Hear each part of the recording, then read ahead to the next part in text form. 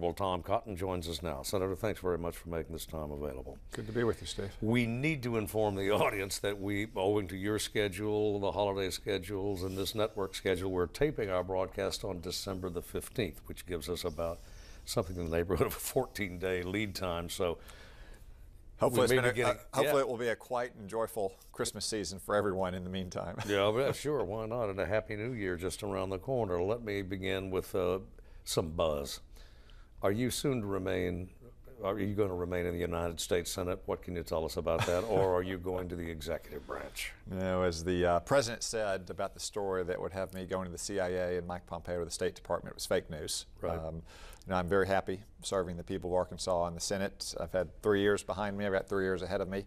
And I fully expect that in 2020 I will be running again for another term to serve the people of Arkansas. Well, can I repeat the question? Are you going to the executive branch anytime soon?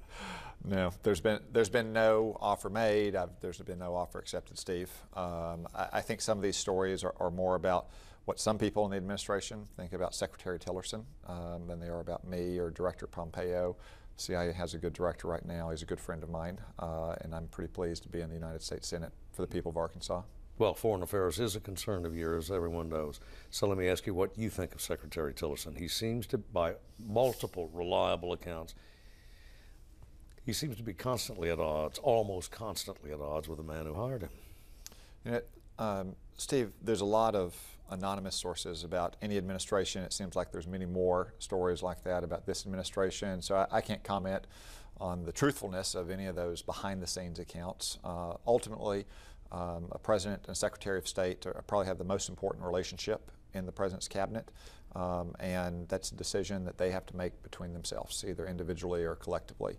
I mean, ultimately it's the president that runs foreign policy in this country, and I think over the last year the president has turned the ship of U.S. foreign policy pretty effectively. We still got long ways to go to address some of the dangers that we face, but this past year has been, a better year in foreign policy for the United States than the previous 8 were. Well, the secretary and the president seem to be contradicting one another at various times, on multiple occasions. Well, when that happens, the president is the one that prevails because the American people elect the president to conduct our foreign policy. Absolutely, but that leaves our allies abroad, and allies and adversaries abroad, and even the Congress a little bit curious as to who's speaking for who. Well, there's no doubt that the President of the United States, whoever that president is, speaks for the United States in the conduct of our foreign policy. Well, why has it been a banner year, Senator? I think if I heard you correct. Sure. I just think that we've begun to confront gathering dangers, most immediately, obviously, in North Korea. This is a can that was kicked down the road for 25 years through 3 presidencies, President Clinton, President Bush, President Obama. President Trump has taken a tougher approach towards North Korea, and I think that's going to come to a head next year. In Iran, the president, on something that I worked pretty extensively, declined to certify the nuclear deal with Iran, saying that it's not in our vital national security interests. I strongly encouraged him to do that because it puts Iran on the path to getting a nuclear weapon. It doesn't block that path. And then we're beginning to rebuild our military as well, which is the essence of an effective diplomacy around the world. Because if you don't have a strong, credible threat of military force, diplomacy simply cannot work. What have we pushed? Let's go back to Iran for just a second. You've been archly critical of the agreement that was reached between the previous administration and Iran. Its advocates say this more than anything else has slowed if you want to look at it as inevitable, the progress, Iran's progress toward being a full nuclear power. It has slowed more than any other means could possibly slow. It has slowed that process. It has imposed controls that previously simply were not there. So and that to abrogate that treaty would accelerate that program. Well, so it's not a treaty, first off. It was something that President Obama signed, an agreement into which he entered with Iran. And that was the point that I and 46 other senators made in 2015, that if it wasn't a treaty, it wouldn't have public support among the American people, and it wouldn't be durable. And that turned out to be right. But second, the core problem with the nuclear elements of that deal is that it doesn't block Iran's path to becoming a nuclear power. It paves that path. At the time it was signed, a lot of the key limitations were lifted in 10 to 15 years. But now we're down to barely 7 to 12 years. and that's the blink of an eye in the life of the nation. In 1994, we entered a similar agreement with North Korea, and just 12 years later, in 2006, they detonated their first nuclear weapon, and you see where we are now. And in, again, 7 to 12 years, that is the blink of an eye. And one reason we have a Senate with 6-year terms in the Senate is so there's someone in the government that focuses past the next election, past a presidential term, and that's exactly what I'm doing, because I do not want to find the United States in the position we are with North Korea in 7 to 12 years with Iran, which would be a much more dangerous situation. The second reason that deal is so bad is essentially allowed Iran to keep the United States and our European allies over a barrel in terms of their aggressive behavior throughout the Middle East, threatening Israel, supporting terrorism, undermining friendly governments in places like Iraq and Bahrain and Saudi Arabia and so forth. And the president has begun to push back against that aggressive behavior as well. Let's go to North Korea first. Sure. Do you see military action as a viable option for the United States? Well, military action is always an option for the United States. We can never take military force off of the table. We've never done that in modern times. We didn't do it throughout the Cold War with the Soviet Union because, again, without the viable, incredible threat of military action, diplomacy is simply not practical. Obviously, no one wants to see military conflict on the Korean Peninsula again, because this time North Korea has nuclear weapons, they have chemical weapons, they have biological weapons. But I don't think many Arkansans are willing to live under the threat of a nuclear-armed Kim Jong-un. I don't believe that the theory of deterrence between the United States and the Soviet Union, that was the prevailing theory in the Cold War, is suitable for someone like Kim Jong-un. That's why I think we have to be much more forceful with North Korea, but we also have to be more forceful with China so they bring pressure to bear on North Korea and help us solve this problem. Is there a limit, though, to what even the Chinese can do? No, I mean, the Chinese obviously have a lot more influence in North Korea than do we. For instance, they provide 90% of all export and import activity with that North Korea has with the world. They share a land border, and they have a lot of ability to influence North Korea in a way the United States can't. There's still more we can do in terms of sanctioning North Korea to a greater degree, but Chinese sanctions and Chinese pressure would go much further towards changing the behavior of Kim Jong-un than what the United States can do alone. The problem is that China, for a long time, has been perfectly happy to have North Korea be a nuclear power, because that means the United States' attention will be focused on North Korea, not on China's behavior in doing things like intimidating our partner Taiwan, or building islands in the middle of the South China Sea, or persecuting Christians, or conducting economic espionage against the United States. That's why we have to take a firmer line against Beijing if we want to put the pressure on them and change their cost-benefit calculus to help us solve the problem with North Korea. By pulling out, though, of the Pacific Trade Agreement, have we not, in effect, the administration empowered China even greater? I don't think so. First off, I would say that's not so much a decision of the administration, but a decision of the American people. The Trans-Pacific Partnership Agreement was repudiated by both Donald Trump and Hillary Clinton in the campaign. When that's the case, that usually shows that it lacks popular support, and without popular support, few international agreements can be durable. Second, I know a lot of the countries in that agreement, that signed that agreement, that wanted the United States to join it, have said that they might deal more openly with China, but I've consulted with a lot of their leaders. None of them want to be closer to China. They all want to be closer to the United States. Most of them are democratic countries. Many of them are emerging democracies. All of them depend to a greater or lesser degree on economic relationships with the United States and with our security alliances. So I think the president wants to look at more bilateral agreements, one-off agreements with the U.S. and Japan, or U.S. and Vietnam, U.S. and Philippines, and so forth. But ultimately, all those countries in that agreement want to be part of the American alliance structure. They don't want to be a vassal state of China. But that's exactly what critics of the administration's action say is happening, is the inevitable result. When the United States pulls away from the Pacific Agreement, you're basically shoving them toward China, and the Chinese are taking advantage of it.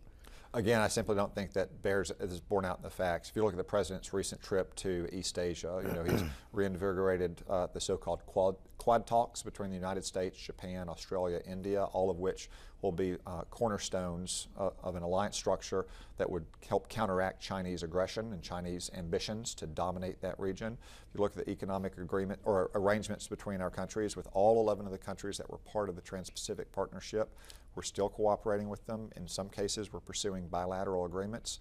All these countries want to be part of the American alliance structure because they know what it's like to be dominated by Beijing, and they don't like it. A lot of them have long histories of it. On to domestic affairs. I have not seen it. It was announced just seconds before you and I sat down on this 15th day of December that conferees, House and Senate conferees on the Republican side have reached agreement on a tax bill that is very close, at first glance anyway, it appears very close to the version which was approved by the Senate, with your support. You know that you're familiar with the criticism of it. It is heavily skewed, even some Arkansas interest groups say it's heavily skewed toward the upper incomes and of course toward corporations at the eventual expense, anyway, of the middle and lower classes. Your response? So this tax bill by January, or certainly by February of 2018, is going to start putting money back in the pockets of Arkansas families. They're going to see less withholding from their paychecks because this cuts rates for every bracket of incomes in Arkansas. Rich and poor and everyone in between, taxes are going to be going down. It does that through a few simple mechanisms. First, it doubles the standard deduction. So about 70% of all Arkansans right now don't itemize, they don't go through the rigmarole of claiming all these deductions in their taxes. By doubling the standard deduction, we're probably going to see over 90% of all Arkansas families can file a very simple tax return on 2 pages.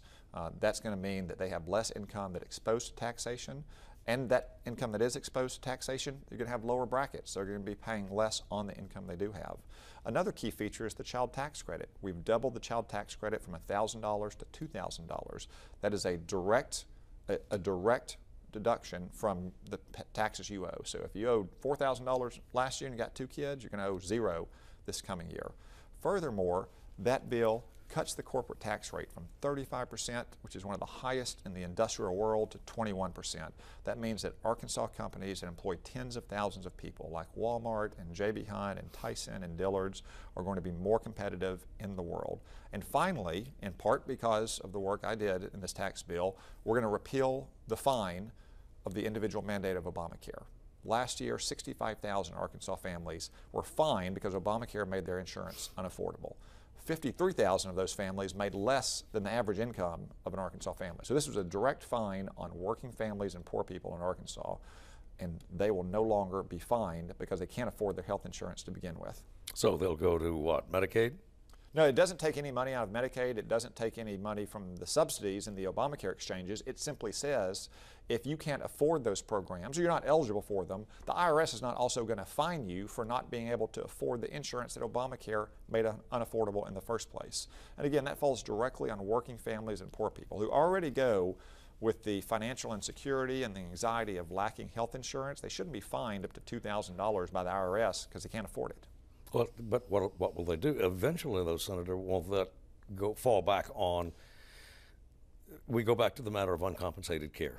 But so again, it doesn't cut a dime for Medicaid for the state government of Arkansas. It doesn't cut a dime of the tax subsidies that people get when they buy their insurance. It simply says, if for whatever reason you say you still can't afford, even with the subsidy, your private insurance, the government is not going to fine you. But it allows people to enroll in Medicare or Medicaid if they're eligible. It allows them to enroll in the Obamacare exchanges if they're eligible. It simply says if they make the choice not to, they are not going to be fined by their government. Well, but that still leaves the question of affordability. But that's the case today. Remember, those 65,000 families who paid a fine for not having health insurance last year, they didn't have health insurance then. If they got sick and went to the emergency room, that was uncompensated care that was absorbed into the cost of health care in our society. So it hasn't changed anything about the lack of insurance for those 65,000 families. It simply says we're not going to fine them anymore. I think most of them are going to be pretty happy that they're not paying up to $2,000 into the IRS for the privilege of not having health insurance. Well, by going without it, though, Senator, the one criticism is that under the Senate version, which apparently is, I haven't seen the final version, but as many as 13, I think the CBO estimated as many as 13 million could lose insurance under this program.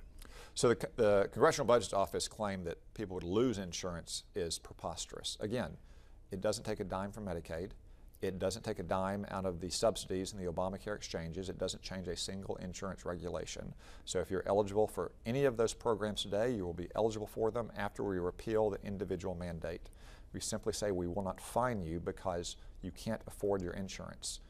That's one reason why this is the least popular part of Obamacare. Over 2/3 of the people want to see it repealed, and we are finally going to do it. Look, I would have liked to seen a better health care bill passed earlier this year. We didn't have the votes to do it in the Senate, unfortunately, but at least we're repealing the most unpopular part of Obamacare and the part that hurts working families and poor people the most. Well, is the next step, well, what about, though, the impact on debt and deficit, though? So I think this tax bill ultimately will have no impact on the deficit. It may even have a positive impact on it, in part because of the economic growth we're going to see from the bill.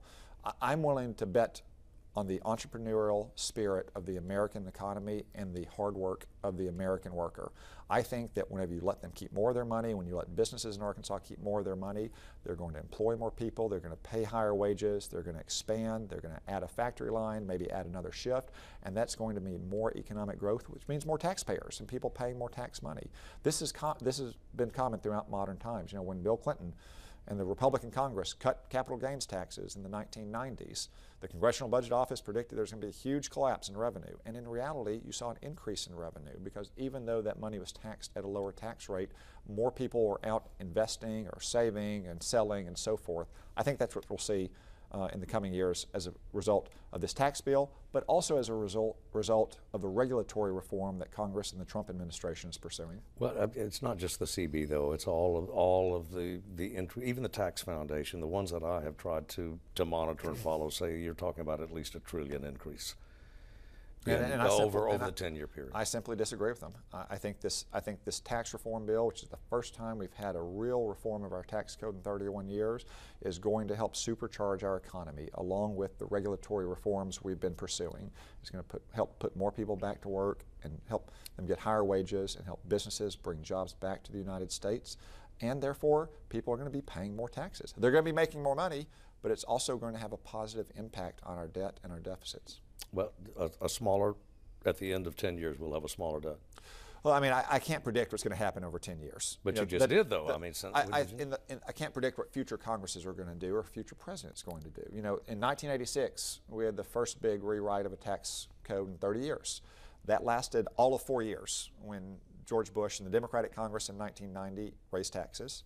And then in 1993, Bill Clinton and a Democratic Congress raised taxes again 7 years later. So I can't predict what the politics are going to be for the next 10 years, but this bill, as it's written today, I think is going to make our economy stronger, it's going to help it grow faster, and therefore generate the revenue our government needs to pay for its legitimate purposes. So the bill will pay for itself? I think so. I think it will more than pay for itself. On to another domestic issue, and that's the state of the Republican Party. It's been trending Democratic in the last several special. You had Virginia, some pickups at the legislative level, state level in Georgia, and then only a couple of days ago, the race in Alabama, where the underdog really prevailed, not by much, but he prevailed. What's the state of your party today? Well, if you go by recent elections, and by recent elections I mean over the last few years, the Republican Party is very strong. We are at historically high levels in terms of our membership in the U.S. House of Representatives. We've had a majority now in the U.S. Senate for 4 years. We've had the majority in the U.S. Senate for most of the last 20 years. President Trump just won the largest electoral college victory by a Republican since George H.W. Bush did in 1988. And we've swept through state legislative chambers over the last 8 years. The Obama era was like a neutron bomb going off on the Democratic Party across the country. Yes, we've had some setbacks, as you said, in Alabama earlier this week and in Virginia last month. That can happen in a new administration. That's not unusual. It happened to Barack Obama in 2009. But ultimately, what will dictate the outcomes of the 2018 election and the 2020 election is the results we deliver for our voters. You know, and that's why I'm focused primarily on keeping the country safe, on getting the economy growing and making it stronger and healthier, getting more money back in people's pockets. And that's what people will judge us on. You know, one election does not dictate the outcome of a future election. I mean, look, you know, in 2008, people were talking about the Republican Party basically being a regional party and in its death knell. In 2010, it charged back and won over 60 seats in the House of Representatives. I'm not saying that we don't have some headwinds going into next year's election, and I think any Republican politician should be mindful of those things if they're on the ballot in 2018. But I think with the passage of this tax bill that repeals the Obamacare mandate, added on to things like confirming Neil Gorsuch to the Supreme Court, confirming 12 circuit judges, reforming the VA, the regulatory reform that we're undertaking, it's been a pretty good first year, and the fruits of those efforts will start to be seen by the American people very soon. Well, between the president himself, I ran the numbers the other day. It's hard to find a poll, a credible poll in which he has been above 40% since taking office.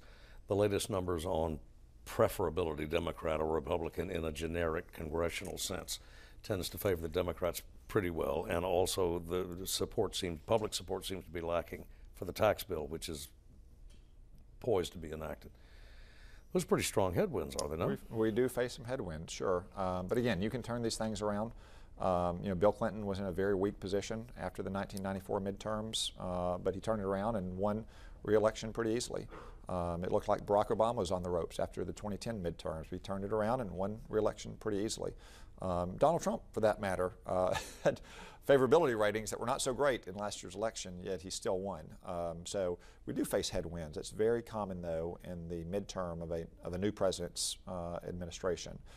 That's why I say, any Republican congressman or senator who's on the ballot next year should be preparing for that and making the case to their voters about what we're delivering to them. For instance, a tax bill that's going to put more money back in their pocket in January and February. It's those results that will ultimately be judged on, not where polls or headlines were, 15 months before an election. Do you see your party as in the throes of a redefinition, or at war within itself, the royalist or the establishment versus the populist? No, royalist is the term that some of them use. Yeah, so, the Republican Party is a coalition party, just like the Democratic Party is. I'd much rather be where we are politically than where the Democratic Party has come over the last 8 years. But every element of our party, whether you call them conservatives and moderates or establishments, insurgents, insiders or outside, has to realize that they're not a majority of the electorate. The Republican Party is not a majority of the electorate. It takes coalition politics, knitting together various groups, various types of voters, various regions of the country to form a majority coalition. We haven't been very successful at doing that at the presidential level since Ronald Reagan. Donald Trump did it, winning in some unusual states for a Republican last year, and I think we have a chance to build upon that success in 2018 and 2020. But the first step in doing that as a party is to make sure that we are delivering for the American people. You spend a lot of time at the White House with this, or so we read. You're in the president's company fairly often, and apparently you have his ear, and he tends to like your advice. Do you have any doubts about his stability? No. I know the media sometimes cover these stories as if they're writing fan fiction, but when I engage with the president on things like immigration or Iran or North Korea or the Obamacare mandate repeal, he's deeply engaged. He understands the particulars. He's open to being persuaded that he's wrong. He admitted in his speech about Afghanistan troop levels that it was not his initial instinct to do what he did. But when you sit behind the desk in the Oval Office, sometimes you see things a little bit differently. He's been a good partner on many issues that matter to Arkansans. We haven't always agreed, but when I disagree with him, I've tried to change his mind, and when I can't, I have to oppose him. But by and large, I'll just say it's been very different than working with Barack Obama was for the last 4 years when I was in Congress alongside President Obama. About a minute left. Do you want to make a prediction as to where the special counsel's investigation will go? I don't. I think it's important that Director Mueller, as well as my committee, the Senate Intelligence Committee, follow the facts wherever they may lead and reach whatever justified conclusion those facts take us to, and we do so as promptly as possible. I think that's in the best interest of the President and the Congress and the American people, that understand fully and completely what happened, and that we take the facts exactly where they lead us, and then we take action to stop Russia's malign influence in the United States and around the world. Particularly on the House side, there are allegations that the probe is tainted, hopelessly partisan. Do you agree? I wouldn't go that far. So some of the evidence we've seen come to light in the last week in terms of text messaging between agents or emails of prosecutors that were involved do raise some questions. I think it's questions legitimate to probe as members of oversight committees, but I wouldn't jump to conclusions on that either. I just think it's reasonable to ask about some of the questionable statements that members of the special counsel's office or the FBI agents were writing in text messages and emails, but I wouldn't jump to conclusions about them either. They have a right to their political opinions. What shouldn't happen is political opinions shouldn't influence law enforcement decisions. And Senator, we have to end it there because we're simply out of time. It flew. Thank you very much for your half hour. And thank you for watching. See you next time.